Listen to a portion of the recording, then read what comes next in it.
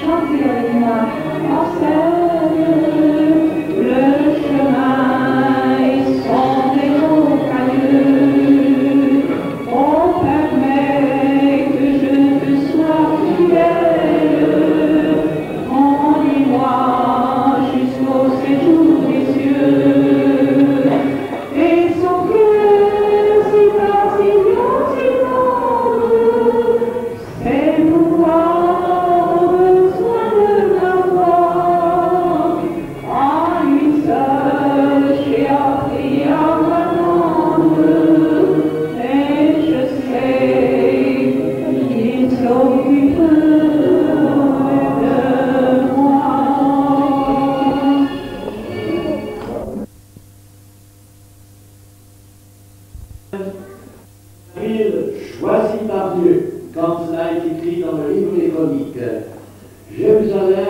hébreu Jérusalem, cela veut dire la ville de la paix.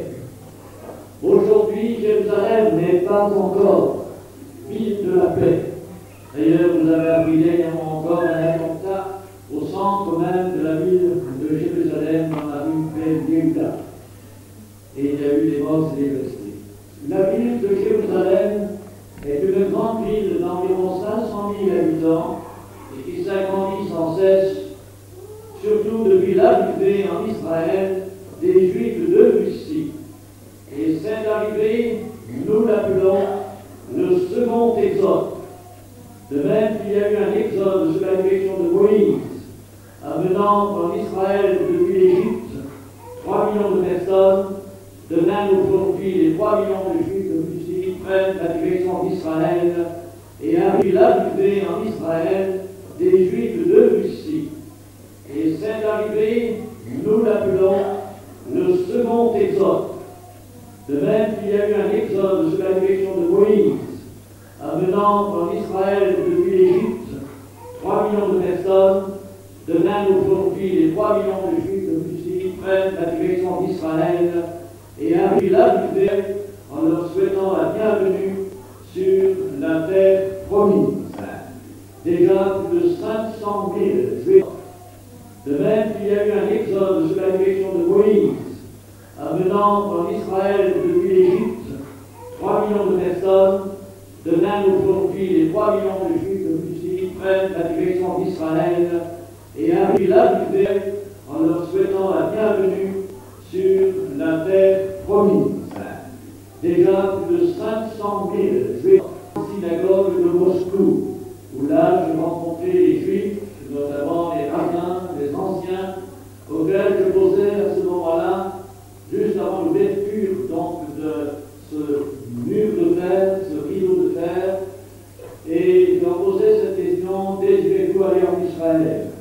Et tous répondirent: nous voulons retourner en Israël, dans notre pays.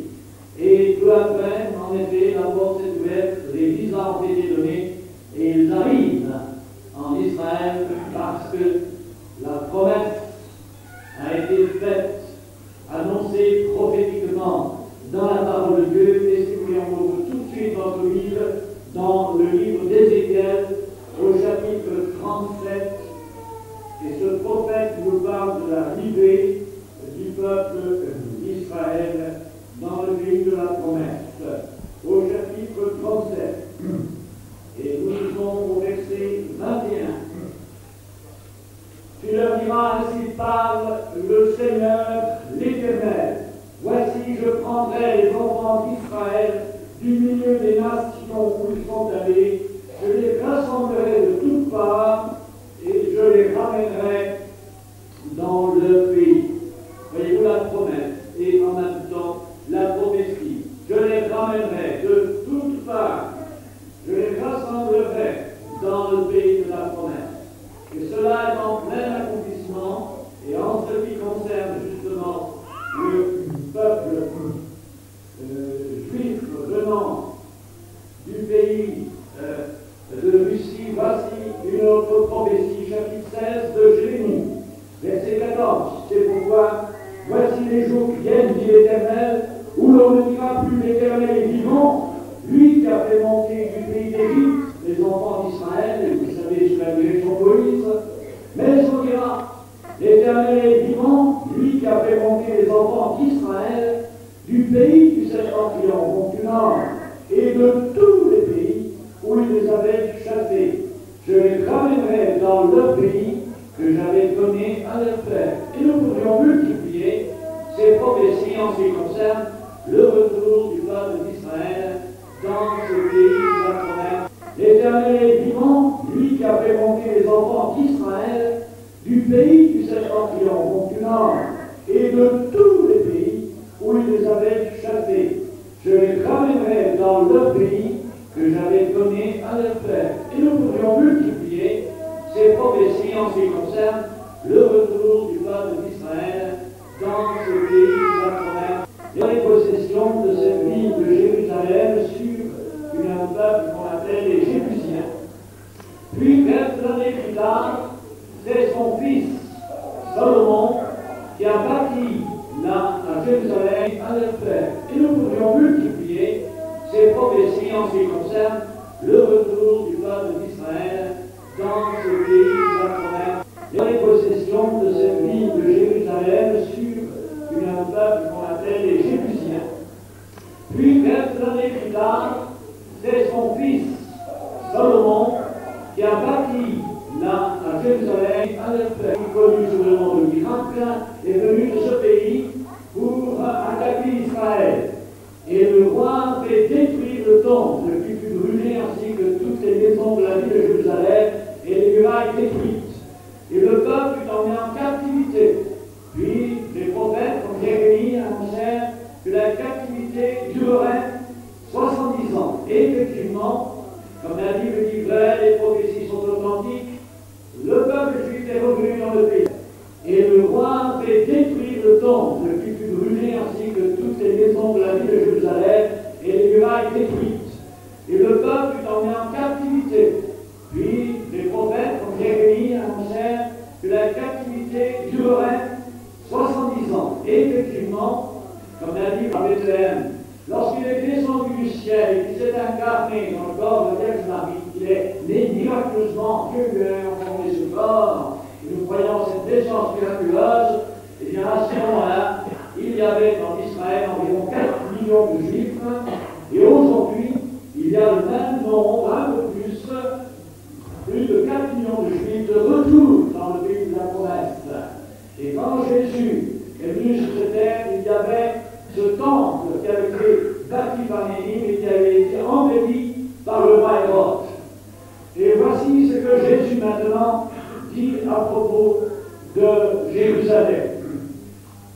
Dans l'évangile de Luc, maintenant nous lisons au chapitre 19.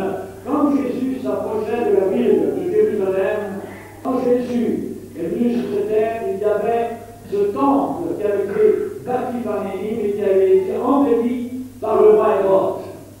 Et voici ce que Jésus maintenant dit à propos de Jérusalem. Dans l'évangile de Luc, maintenant nous lisons au chapitre 19. Quand Jésus s'approchait de la ville de Jérusalem, quand Jésus est venu sur cette terre, il y avait ce temple qui avait été bâti par Néhémie et qui avait été embelli par le roi Hérode. Et voici ce que Jésus maintenant dit à propos de Jérusalem. Dans l'évangile de Luc, maintenant nous lisons au chapitre 19. Quand Jésus s'approchait de la ville, Romain a été mis au temple. Et le temple a été rasé. Et c'est là l'accomplissement de ce que le Christ avait dit. Et quelques années après, en 135, l'empereur romain Adrien attaqua le faux Messie, Bar Kokhba, fils de l'Étoile, qui avait entrepris de repousser les Romains, de lutter contre l'occupation romaine. Et cette lutte dura 3 ans et demi. On parle beaucoup de tribulation de 3 ans et demi, à cette époque-là, donc il y avait faux Christ. Et pendant cette période de tribulation, les chrétiens furent persécutés, même par Bar Kokhba. L'empereur Adrien eut la victoire sur ces révoltés et il fit passer la charrue à Jérusalem à l'emplacement du temple.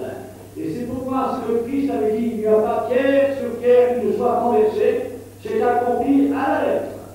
Le Christ a dit vrai. Et cela donc concerne l'an 70, l'an 135. Mais aujourd'hui, eh bien, écoutons ce que le Christ dit à propos de Jérusalem aujourd'hui.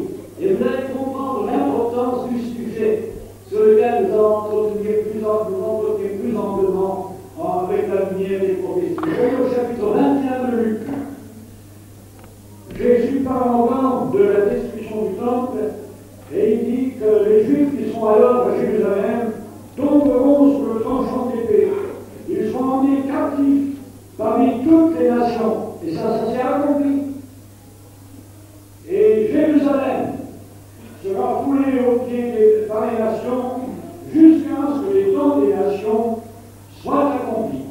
Et cette prophétie du Christ a trouvé aussi son acte de même, tomberont sous le tranchant d'épée. Ils seront emmenés captifs captif parmi toutes les nations. Et ça s'est accompli. Et Jérusalem sera foulée aux pieds par les nations jusqu'à ce que les dons des nations soient accomplis. Et cette prophétie du Christ a trouvé aussi son accomplissement représenté par les Juifs qui sont de retour à Jérusalem. Je les ai rencontrés sur le mont Sion au moment d'une fête de Pentecôte, je les ai interrogés, et certains venaient du Maroc, de Tunisie, de l'Argentine, de France, d'Allemagne, etc. Ils représentaient donc toutes ces nations. Et puis, je leur ai posé la question après la guerre, 6 jours, leur disant, maintenant que vous avez pris possession de Jérusalem, qu'attendez-vous? La réponse de tous était, nous attendons le Messie. Mais ils ne savent pas que c'est Jésus qui est le vrai Messie. Malgré qu'aujourd'hui, il y a un grand signe de réveil parmi le peuple juif qui est un signe des temps, des milliers de juifs se convertissent, se tournent vers Jésus. Et en Amérique, il y a environ 30 000 qui ont reconnu que Jésus est le vrai Messie. Et en Israël, ils sont environ 3 000. Ça, c'est aussi un signe des temps. Mais alors, il y a ceci qui s'est produit, c'est que les nations, en notre 20e siècle qui se termine, ont une histoire en liaison avec le peuple juif. Les nations foulaient Jérusalem, ils dominaient Jérusalem.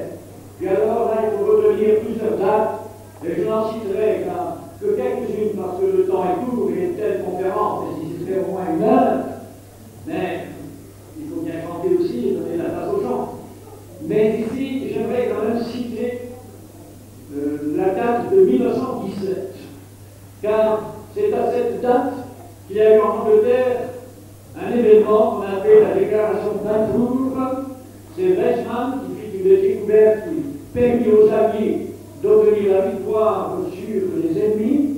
Et en récompense, on offrit à Weizmann un foyer national juif dans ce pays qu'on appelait alors la Palestine, d'où le nom des Palestiniens. Et c'est aussi en 1917, dans la guerre de l'Île, que les Anglais alors, qui étaient partis vers le Proche-Orient, ont pris possession de Jérusalem. C'est le général anglais Allenby qui est entré dans la ville de Jérusalem en 1917. Il avait fait survoler la ville par un avion et les Turcs qui occupaient alors Jérusalem ont pris peur et sont partis de la ville, de sorte que le général a pris possession de la ville sans combat. C'est un événement important car à partir de ce moment, les Anglais auront par les Nations Unies le protectorat de ce territoire appelé la Palestine. Et Jérusalem était foulée aux pieds par différentes nations jusqu'à ce que les Turcs s'en vont, ce sont les Anglais, alors qu'ils foulent aux pieds Jérusalem, qui dominent le pays. Mais une autre date à retenir, 1947, 30 ans plus tard, les Anglais décident de partir, auront par les Nations Unies le protectorat de ce territoire appelé la Palestine. Et Jérusalem était foulée aux pieds par différentes nations jusqu'à ce que les Turcs s'en vont, ce sont les Anglais, alors qu'ils foulent aux pieds Jérusalem, qui dominent le pays. Mais une autre date à retenir, 1947, 30 ans plus tard, les Anglais décident de partir à côté d'une autre mosquée, la mosquée El-Aqsa.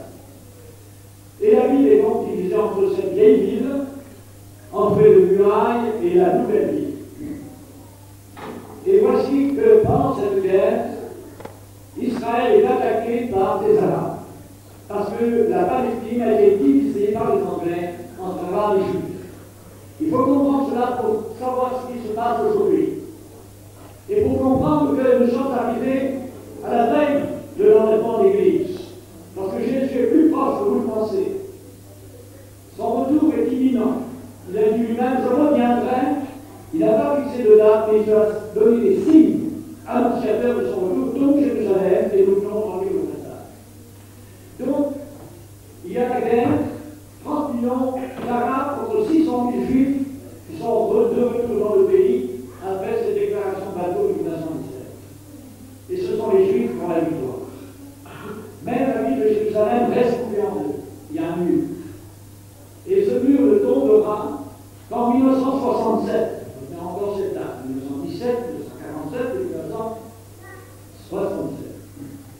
Et c'est à ce moment-là qu'il y a la guerre qu'on appelle la guerre des 6 jours. Je ne parle pas de toutes les autres dates, parce que de temps illimité. Mais, au cours de cette guerre, il s'est passé un grand événement. Quand je me suis trouvé dans le désert du Negev, car j'ai eu le plaisir d'aller 32 fois dans le pays d'Israël, de rencontrer des hommes éminents à la tête donc, de l'État d'Israël, dont le premier ministre Ben-Gurion, qui m'a accueilli avec mes camarades dans son kibbutz, dans ce village que j'avais fondé dans le désert du Negev, son kibbutz Sde-Boker. Et là, ce premier ministre nous dit, nous espérions, au bout de 20 ans, avoir la permission d'aller par les Nations Unies au mur des lamentations, et par donc le jugement politique d'arriver à aller prier au mur des lamentations, ce mur qui autrefois entourait le temple, il reste un pan du mur, des grosses pierres énormes de 2 mètres de long, ce n'est pas les murs du temple, mais les murs qui entouraient le temple. Et voici, dit-il, que tout à coup, nos parachutistes ont pris la vieille ville de Jérusalem en l'espace de 48 heures. Et il dit maintenant, nous ne céderons plus jamais Jérusalem aux nations. C'était la position ferme de Ben-Gurion. Puis j'ai eu l'occasion de rencontrer le maire adjoint Chebaki dans sa belle villa qui surplombe la vieille ville de Jérusalem et qui me disait nous voulons faire de Jérusalem la plus belle corbeille de fleurs du monde. Mais aujourd'hui, c'est une corbeille d'épines qui devant une vraie comprendre tout à l'heure. Et Jérusalem est une très belle ville, et j'espère que vous irez la voir, en tout cas, si vous en avez les possibilités. Mon fils Paul organise chaque année un voyage en Israël, une semaine, ce qui vous permet de voir tout le territoire et de visiter Jérusalem. Et le départ, c'est pour le 6 novembre, si vous êtes disponible, vous pouvez pas faire avec le cœur. Et il y a le programme à votre disposition ce soir. Et Jérusalem est donc une ville qui a une importance considérable parce que les Jordaniens qui avaient succédé aux Anglais sont partis au cours de cette guerre de 6 jours, et Jérusalem, actuellement, est administrée par les Juifs. Et j'ai eu le plaisir de rencontrer l'ancien maire Teddy Kollek à la mairie de Jérusalem, et là, la mairie de Jérusalem, j'ai eu l'occasion de parler avec différentes personnalités, et le maire lui-même était heureux de nous dire que la ville désormais était entre les mains des Juifs. Et il n'est pas du tout question de céder la ville de Jérusalem maintenant aux nazis. Jésus avait dit Jérusalem sera plus occupée par les nations jusqu'à. Et nous sommes arrivés à cette époque où Jérusalem est maintenant administrée par le peuple juif. Alors que la ville arrive demain. Eh bien, ouvrons notre livre. Et nous allons comprendre ce qui va arriver demain, dans Zacharie, chapitre 12. Car il faut appuyer ce que nous disons sur les révélations prophétiques de la Bible. Zacharie, chapitre 12.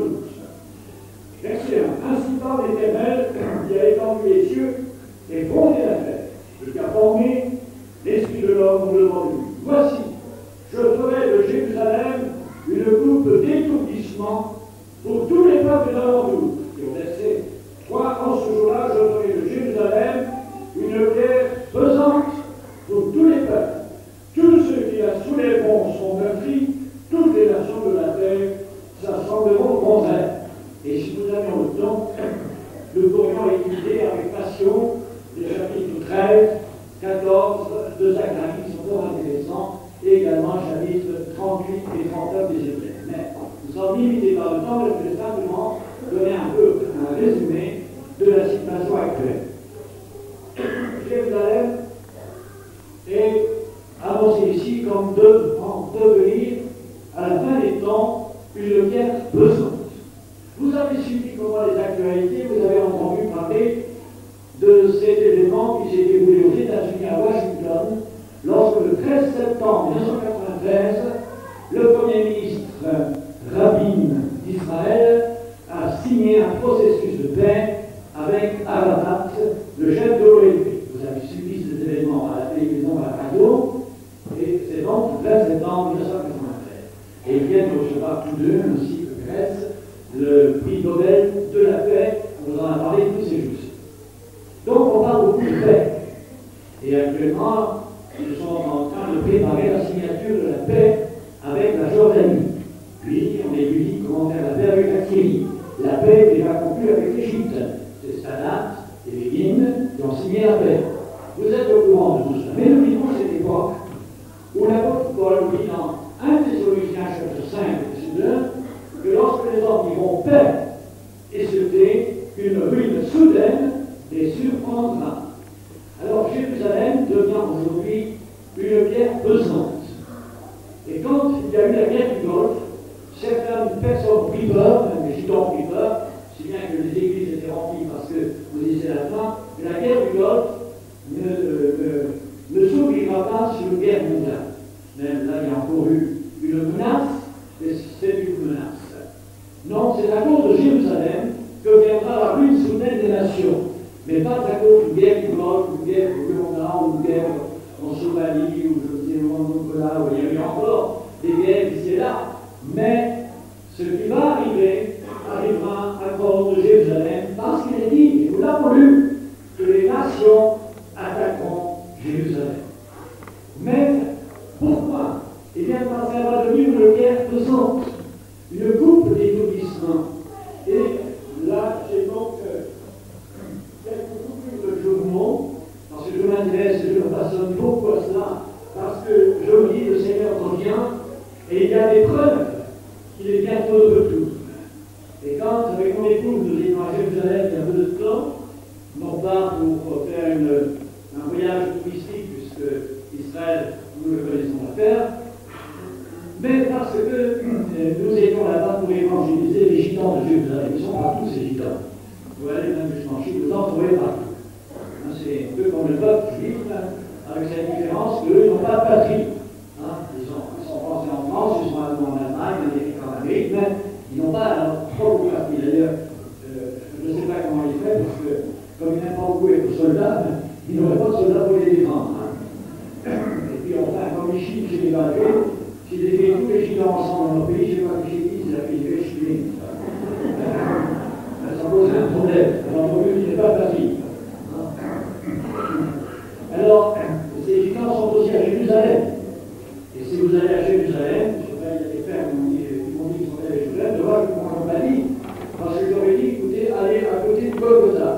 Là, il y a un chrétien, qui est donc un gitan, un vrai, il ressemble au manouche, mais alors 100%. Et ce manouche parle 12 langues, il parle le français. Et il est baptisé dans l'eau, baptisé dans le Saint-Esprit. Et il a connu Jésus, par le témoignage aussi de quelqu'un qui passait par là. Il y a un petit magasin de souvenirs. Alors, si vous voulez aller en Israël, je vous donnerai l'adresse, allez lui dire un bonjour, il sera tellement content. Et puis, il y a aussi plusieurs familles de gitans qui habitent près de la porte des lions, par où sont passés les parachutistes israéliens lors de la prise de la ville de Jérusalem. Il y a plusieurs familles au bord des murailles, dans la ville de Jérusalem, pas loin donc de l'emplacement du temps. Alors Jérusalem aujourd'hui est une ville qui prend une place importante, et surtout à partir de l'année prochaine. Parce que quand ils ont signé le processus de paix, ils ont parlé de Gaza et de Jéricho. Vous avez entendu parler de ça, tout le monde le sait. Alors aujourd'hui, c'est fait, ça c'est fait. Nous savons qu'il n'y aura pas d'effet Gaza. Nous savons qu'il va y avoir une route spéciale de Gaza à Jéricho pour le passage des Palestiniens, et qu'il est question maintenant donc de l'établissement de l'État palestinien. Ça avance, et ça avance peut-être plus vite que certains s'imaginent. Alors, on a mis en sourdine Jérusalem, parce qu'on dit ça, on en discutera après Gaza, après Jéricho, après la Toulouse, après les autres villes. Mais Jérusalem, on va en discuter bientôt. Et ça devient une pierre pesante déjà, avant même que la discussion arrive. Et ici, je vais vous citer quelques passages de journaux. Voici ce que dit le conseil de Jérusalem, le conseil municipal. Et dans une résolution qui a été votée, ils ont dit ceci: Jérusalem, c'est la capitale éternelle du peuple juif, ajoutant que n'importe qui concerné par Jérusalem ne peut approuver l'idée dangereuse de deux capitales pour une même ville. Ici, une déclaration de Rabin, Isaac Rabin. Il donnait une conférence de presse et il disait: Jérusalem israélienne devra rester à jamais la capitale d'Israël. Je vous cite une parole du maire, Teddy Collet, que j'ai eu le plaisir de rencontrer. Vos idées me sont totalement incompréhensibles, disait-il. Nous avons considéré la réunification de la ville de Jérusalem en 1967 comme la réalisation pratique des objectifs du mouvement sioniste. Allons-nous maintenant si facilement abandonner l'idée d'une Jérusalem unifiée sous une souveraineté et une municipalité? Puis je cite Shimon Peres, qui a dit: Jérusalem est en dehors du domaine de l'autonomie. Cette ville est la capitale d'Israël. Ce n'est pas très vain et elle ne sera pas coupée en deux. Voilà.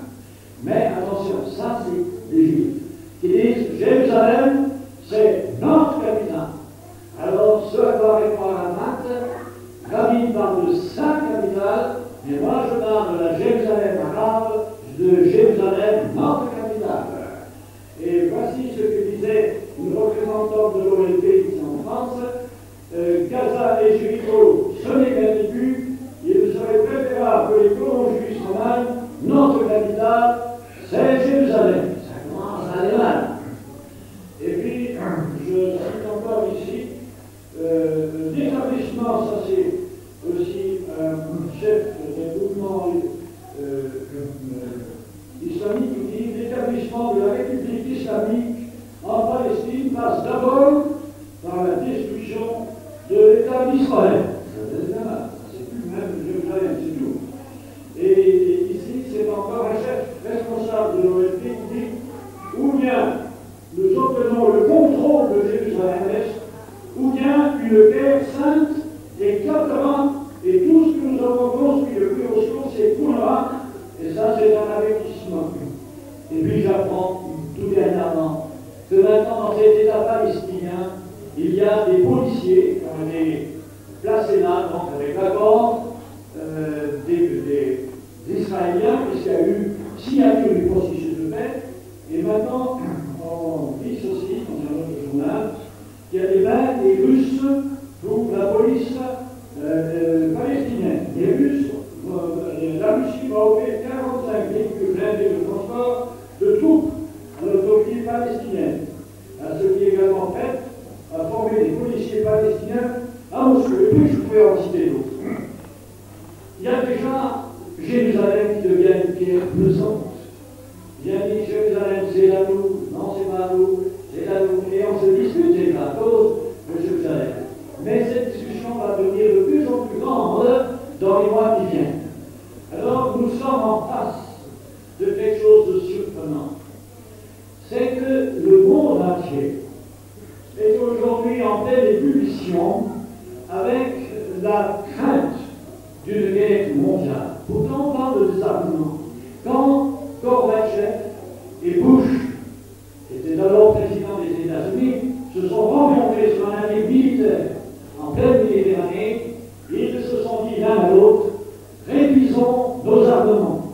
Nous avons de quoi détruire 12 fois la Terre, diminuons de moitié, détruisons seulement la Terre 6 fois. C'est déjà pas mal. Alors, c'est vous dire l'armement et le subarmement. Et là, je ne voudrais pas vous faire peur, mais vous savez qu'il y a une secte qui a fait beaucoup parler d'elle dernièrement, cette secte dont certaines personnes se sont suicidées. Et cela en disant nous sommes dans un monde qui est perdu, autant nous en aller. Et ils avaient même construit un abri atomique au Canada. Et ils disaient l'Apocalypse arrive, et les gens avaient peur. Mais nous, chrétiens, nous savons que la vie soudaine est annoncée par la parole de Dieu.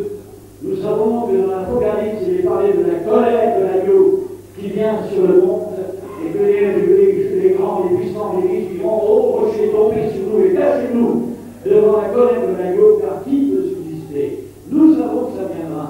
Mais nous, chrétiens, nous avons une espérance. Nous savons aussi que Jésus revient, et qu'il revient pour son Église, pour ceux qui lui appartiennent. Et c'est la raison qui fait que nous devons être attentifs à ce qui se passe en ce moment dans les événements du Proche-Orient, qui nous annoncent que cette descente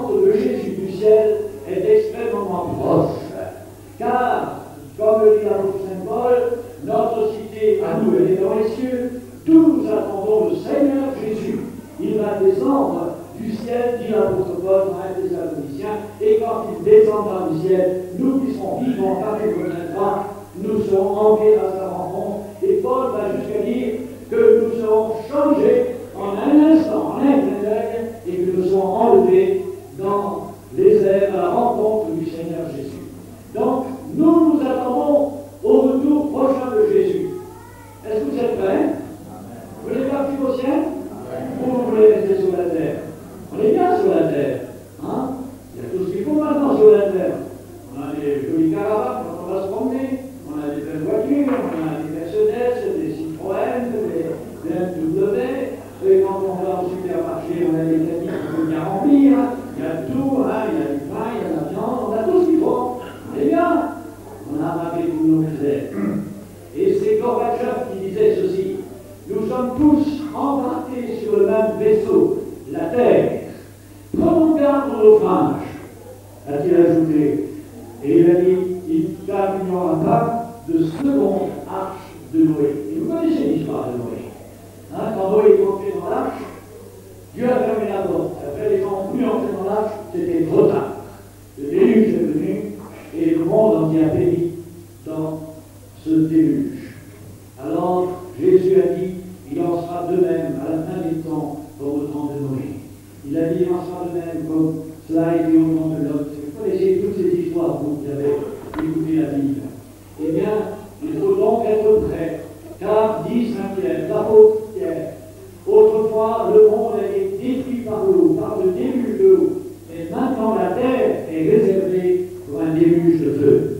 Et quand on pense en rêver à toute la puissance de feu atomique que les hommes ont inventé et qui se répand sur la terre, il y a de plus en plus de force atomique, et là, inutile de s'étendre, avec tout ce qui se déroule actuellement, avec la vente des armes, aussi bien depuis le sud de la Russie, des anciens États de l'Union soviétique, que depuis la Chine, et partout il y a des bombes atomiques. Même Israël possède au moins 100 bombes atomiques. Et il s'entoure, ces États d'Israël, d'une protection électronique par laser. Enfin, tout ça c'est assez compliqué, ça me dépasse. Mais les hommes sont tellement intelligents qu'ils font tourner autour de notre Terre, autour de la Terre, des centaines et des centaines de satellites. Et il y a là des bombes prêtes à tomber sur nos têtes. Il suffira au chef des États-Unis ou de la Russie, je ne sais lequel, d'appuyer sur un bouton rouge et boum, tout ça, ça tombe par terre. Et, que dit le Seigneur Jésus, lisez dans Luc 21, et vous allez comprendre le danger qui menace les hommes, et il faut être prêt à la rencontre de Jésus. Voici ce que Jésus lui-même dit, et sa parole ne peut pas être mise en doute. Il a prophétisé la destruction de Jérusalem, ça s'est accompli. Il a prophétisé la dispersion du peuple juif dans le monde entier, ça s'est accompli. Il a prophétisé que Jérusalem ne serait pas toujours dominée par les nations, et que les Juifs reprendraient Jérusalem en main. C'est accompli, c'est vrai. Le Christ a dit la vérité sur le nouvel proche. Il faut faire attention à ce que dit Jésus. Et Jésus nous avait dit, et c'est sérieux, et il dit ceci, dans le chapitre 21, le verset 25, il y aura des signes dans le soleil, et il y en a en ce moment, dans la lune et dans les étoiles aussi, et on en a parlé dernièrement, dans les émissions des médias, des télévisions et autres. Et sur la terre, il y aura de l'angoisse chez les nations qui ne sont que terre, au bruit de la mer et des flots. Les hommes rendront l'âme de terreur dans l'attente de ce qui surviendra pour la terre, car les puissants des cieux sont ébranlés. Alors, on verra le Fils de l'homme, Jésus, venant sur une nuée avec puissance et une grande gloire. Et il dit ceci à ses disciples: quand ces choses commenceront à arriver, redressez-vous vos têtes, redressez-vous et levez vos têtes, parce que votre délivrance approche. Il ne dit pas quand les choses arriveront, il dit quand les choses commenceront à arriver. Et elles commencent à arriver. C'est pour ça que je dis attention, frères et sœurs. Il y a des événements qui se déroulent sur la terre actuellement et qui nous sont annoncés prophétiquement, et il faut être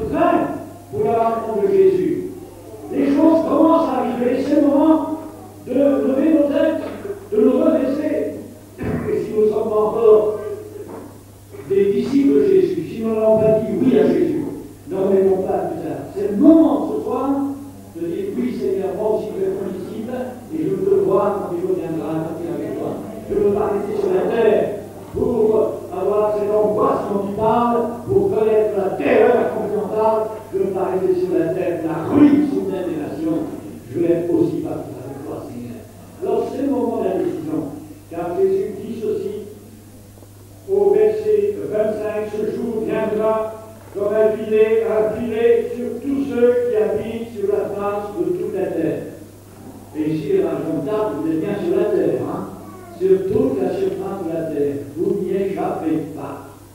Et quand on entend les nouvelles en ce qui concerne toutes les inventions pour la guerre, c'est de quoi trembler. Et même, vous avez entendu toute l'armada qui arrive là-bas au Golfe avec les Américains, des milliers de soldats, les porte-avions, les avions, même les avions, on les voit même plus dans la nuit, mais on ne peut pas les repérer par radar. Ils ont inventé des choses inimaginables. Et puis, il y a les antimissiles, et Israël a reçu des États-Unis des milliards pour fabriquer des antimissiles. Ils sont mis au point, là-bas du côté de la mer Morte, à Dimona, dans les sous-sols atomiques, que vous pouvez voir quand on est passé dans la région.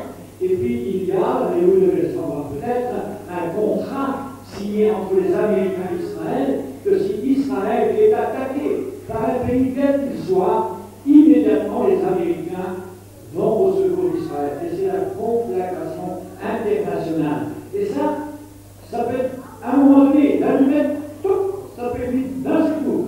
Et Jésus, justement, nous avertit, il dit ceci: venez donc et priez en tout temps, afin que vous ayez la force d'échapper à ces choses qui arriveront. Il y a des gens qui disent ça n'arrivera pas, ça. On va maintenant vers le 3e millénaire, ça va être l'âge d'or.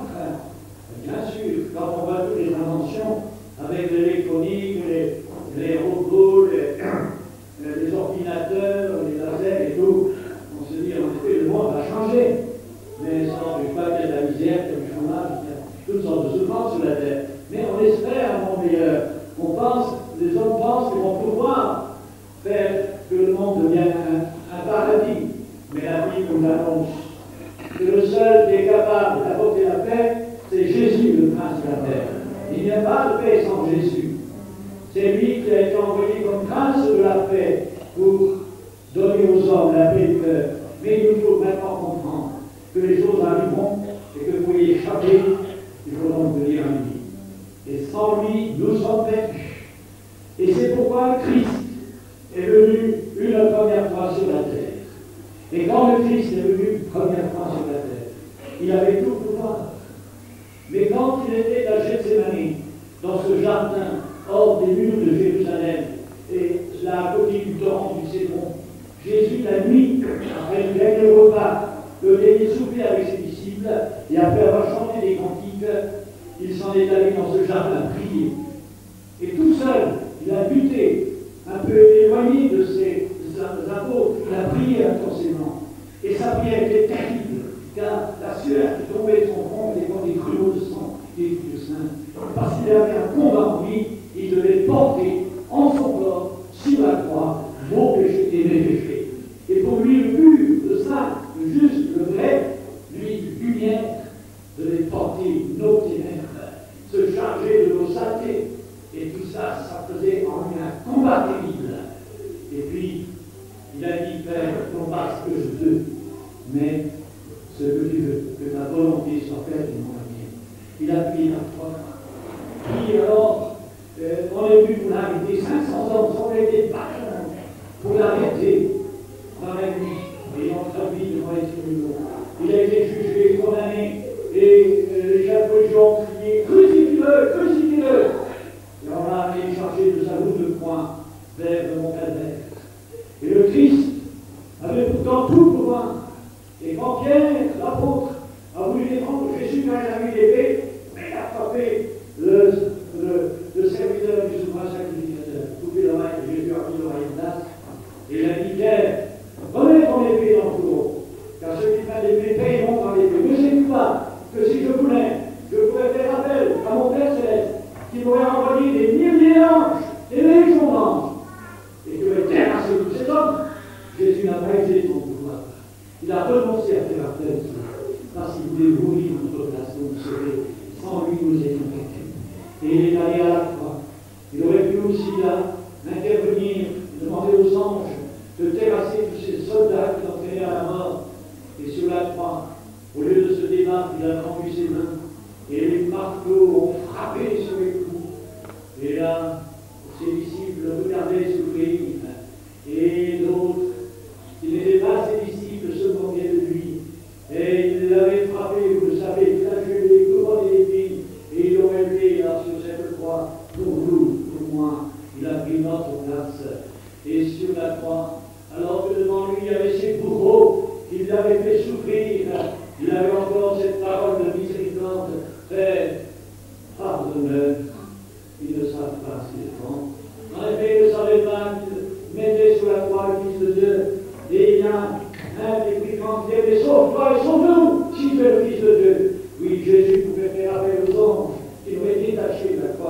Il a refusé.